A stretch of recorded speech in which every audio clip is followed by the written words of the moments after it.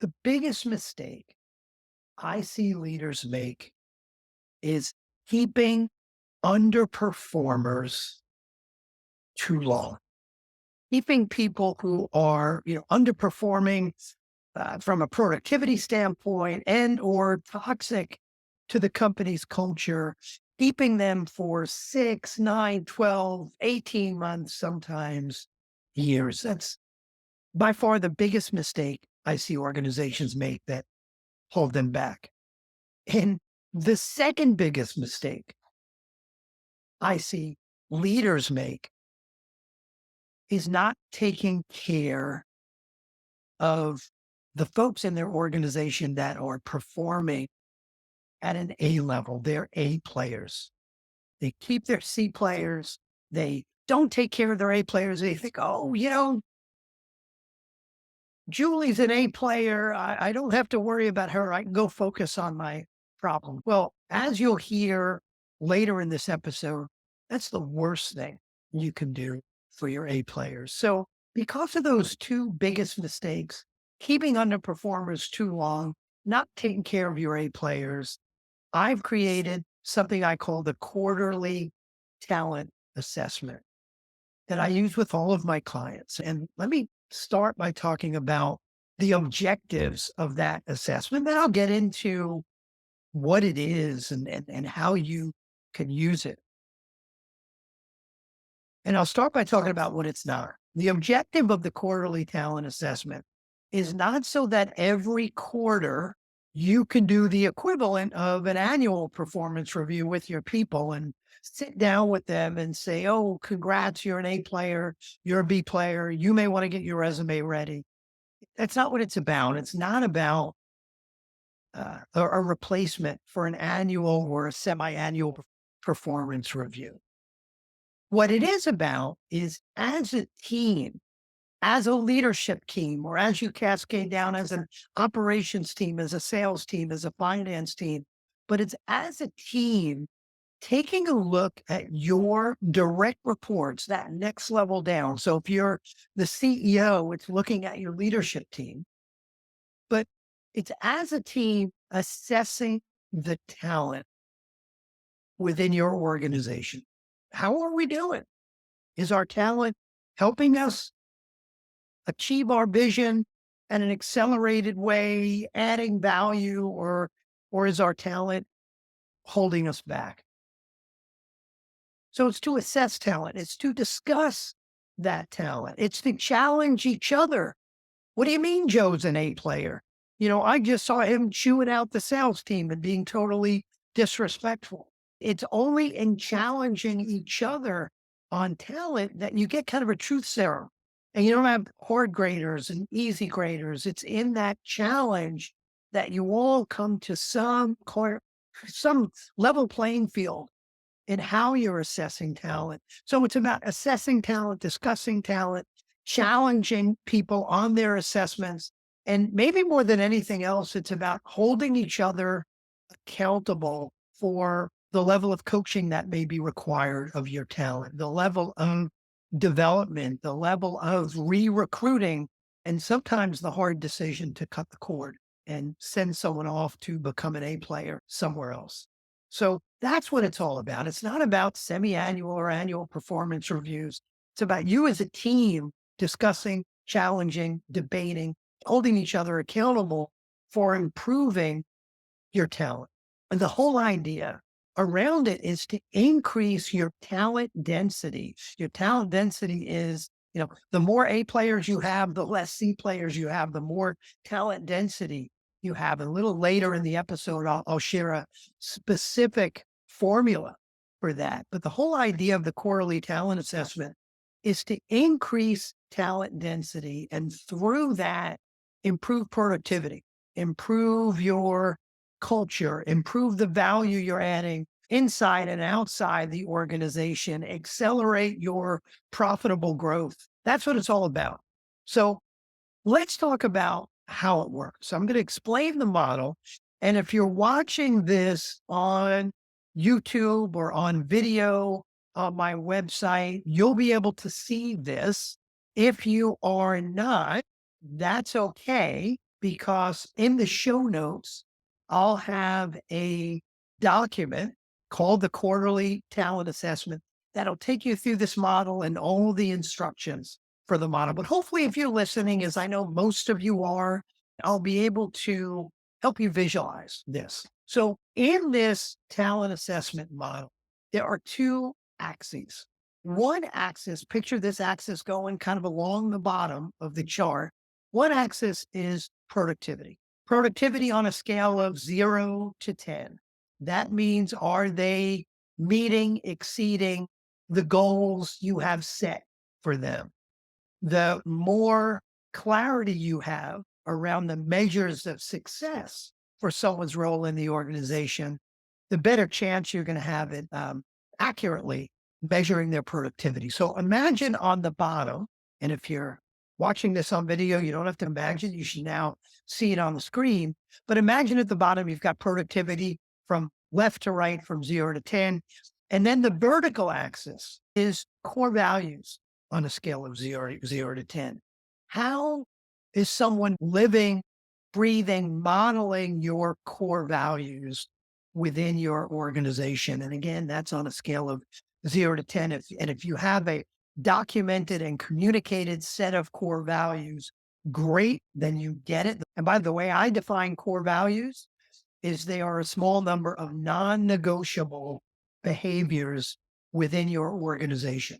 So it's a big deal if you are not living those non-negotiable behaviors. Now, if you don't have a documented set of core values, and at some point I will do a whole other episode on core values, but if you don't have a documented, communicated set of non-negotiable core values, that's okay.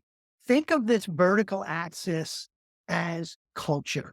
How well does someone fit within your culture on a scale of 0 to 10?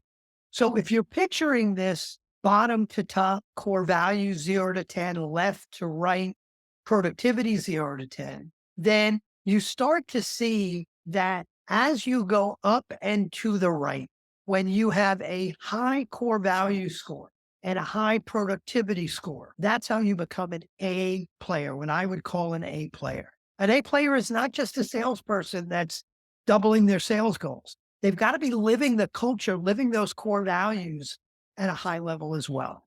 So if you're both high in culture or core values and productivity, then you're an A player. If you are low in core values, I don't care how productive you are. If you're low in core values, and if you're looking at the video, you see this as a horizontal line going across the bottom. If you're low in core values, you are what I call a toxic C player. I don't care if you're 150% of your goals or at 5% of your goals. If you're not living the core values, the non-negotiable core values, you are toxic to the culture of that organization. We'll come back and talk about that a little bit more. Now, even if you're living the culture at a pretty good level, if your productivity is super low, that makes you a C player. You may not be toxic to the organization, but you're performing at a C level. You're underperforming as it relates to the measures of success in your role, and that's hurting the organization. Now, everybody else we haven't mentioned, folks who are not high enough to be A players, but not low enough to be performing at a C or a toxic C level, those are the folks performing at a B level, your B players. Those are folks that are a little bit lower than you'd like them to be in core values and or productivity. So hopefully you get the picture. Let me put some numbers to this, because I said 0 to 10, and then I talked about high and low, but what are the actual numbers? I believe to be an A player, someone needs to be at least a 9 in core values and a 9 in productivity. So they need to be a 9 and a 9, a 9 and a 10, a 10 and a 9, or a 10 and a 10. And if you're looking at the video, you'll see that I put 8.5 on each of those lines. That's because I'm going to suggest when you score people on a scale of 0 to 10, there's no fractions. Round up, round down. So nobody's on the line. You haven't scored anybody an 8.5, and therefore they're on the line. They're an 8, a 9, a 10. And if they're an 8, or below, they're not an A player. So to be an A player, you've got to be at least a 9 in both core values and productivity. Next is if you are a 6 or below in productivity, you're a C player. A 6 or below in productivity means you're so far off the goals, your measure of success, that you're hurting the organization. Next and last, and where I normally get some oohs and ahs and dams and things like that, is I believe if you are a 7 or below in core values, I don't care how productive you are. If you're a 7 or below in core values, you are a toxic C player. Now, that's a pretty tough score. A 7 out of 10 doesn't seem all that bad. Well, Mike, isn't that mediocre? Why would that be toxic C? Well, remember, if you define, as I do, your core values as a small number of non-negotiable behaviors. Well, if they're down at a 7 out of 10 or below, which you may interpret as they are not living the core values 30+% of the time. If they're non-negotiable, that's not acceptable. So I believe no matter how productive they are, those are toxic C players. Now, everybody we haven't mentioned yet, those would be folks performing at a B level. Again, so if they're not, at least a 9 and a 9 in productivity, if they're not a 6 or below in performance, and if they're not a 7 or below in core values, then those are your B players. Now, let's talk about actions for all of those folks. Because what matters is not whether you believe they are A, B, C, toxic C. What matters is the actions that you plan to take, that you're being held accountable to take for those folks on your team. Remember, you're not going back and telling people what they scored. That's not the purpose. The purpose is to assess talent as a team, discuss it, debate it, and hold each other accountable for the actions you're going to take. And by the way, how you actually step by step do this as a team, again, I will put in the show notes, which is at my website, mike-goldman.com. Click on Breakthrough Leadership Team Show. If you click on this episode, you'll see the show notes, and there'll be a whole step-by-step set of instructions that'll go deeper than I'm going right now. But most importantly, let's talk about actions for all these folks. And the biggest mistake people tend to make in this assessment is they believe that the most important actions they need to take is for their C players and their toxic C players. That's critically important. But I believe very, very strong that the most important folks you need to take action on are your A players. As I said a little bit earlier, the worst thing you could do for your A players is say, thank God for them. They're A players. Thank God for Joe. He's an A player. I don't have to worry about him. I can just let him do his thing. Well, here's the picture I want you to get in your head, that the folks who are your superstars, your A players, while you are watching or listening to this, there's a really good chance they're on the phone with a recruiter offering them 50% more than what they're making today to go work for your competition. On top of that, I've seen more A players leave out of boredom than anything else. So we need to take actions for A players. Your A players are those folks who you're going to leverage to be great. They're those folks who, if they do their job, you can do a better job of doing your job and step back from the day to day and be more strategic. Your A players are the ones that are going to attract other A players. And your A players are the ones that have the most opportunity outside your company to go leave and make more money, to find a better opportunity. So you better take damn good care of them. How do you do that? Well, number one, you need to challenge them. I've seen more A players leave out of boredom than anything else. And boredom doesn't mean they're not working hard or working long hours. Boredom means they're not being challenged mentally. So how could you challenge your A players? Number two, related to that, are there ways to increase their responsibility? Again, by doing that, that's really satisfying to them. That's challenging to them. That's helpful for you and helpful to the rest of the team. So can you increase their responsibility? Is it time to promote them? Should you be, and that was number three. Number four is rewarding them. Could be more money, doesn't need to be more money, but do they need to get rewarded for the work they've done? What am I up to? Number five, can you give them more recognition?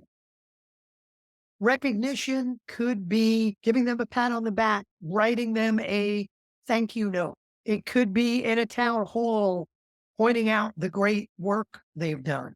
Could you give them more exposure? Maybe exposure to the leadership team. You may be in leadership team meetings every single week, and you may be bored of being in those team meetings, especially if they're not great meetings. It's nothing big for you. But if you take one of your direct reports and say, hey, I'd love you to come to our next executive team meeting and present some of the work you're doing.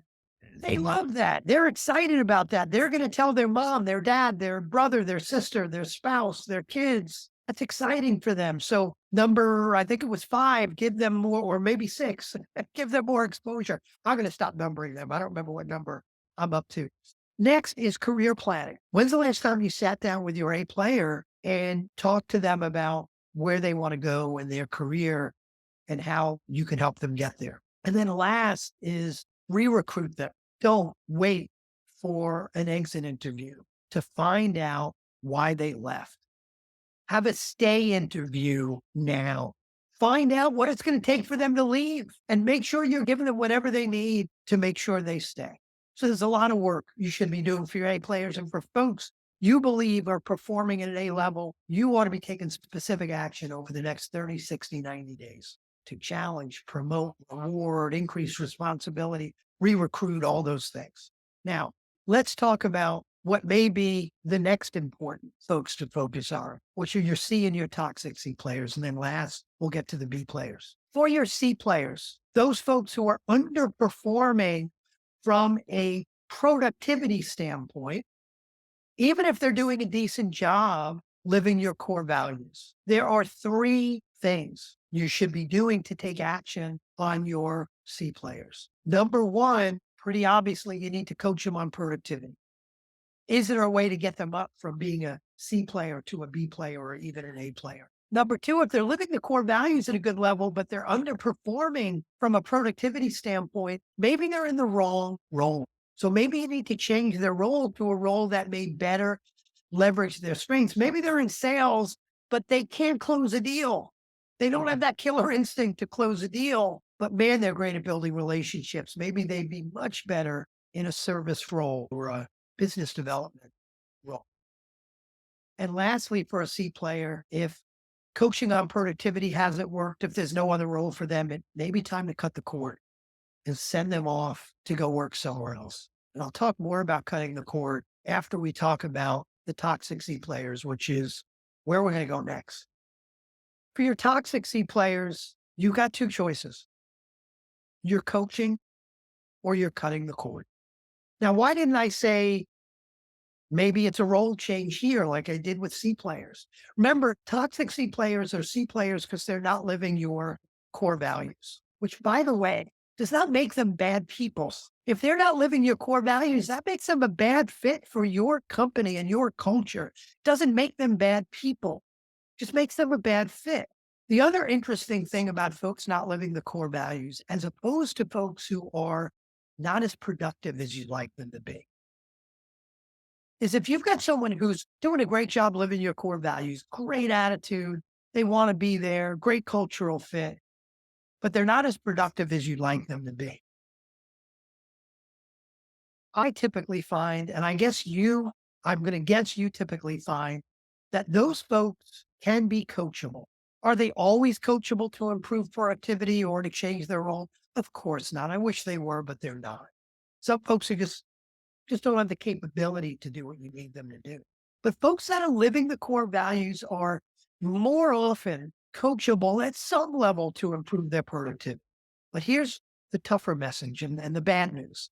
The bad news is if someone's a toxic C player, if someone is not living your core values, way more often than not, I just find they're not coachable to consistently live the core values.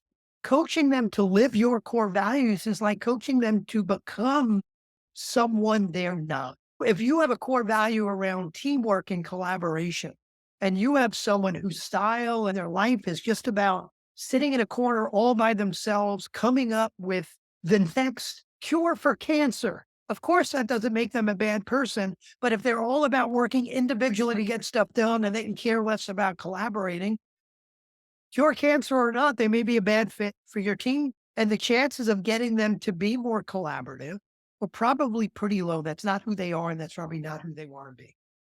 So for the toxic C players, the question I will ask you is, are you coaching or are you cutting the cord?